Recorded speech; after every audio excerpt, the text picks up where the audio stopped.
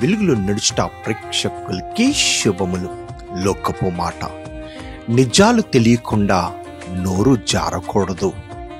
మీరు అది నిజం కాకపోతే అప్పటి వరకున్న మీ గౌరవం మంచులా కరిగిపోతుంది.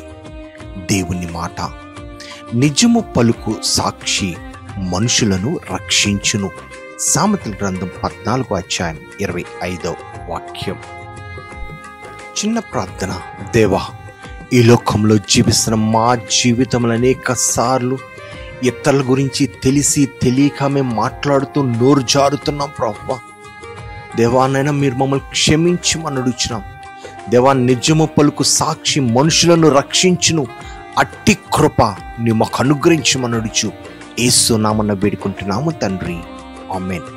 దేవుని యొక్క ప్రేమ సమాధానం మీకు తోడైండుగాక. షాలోమ్.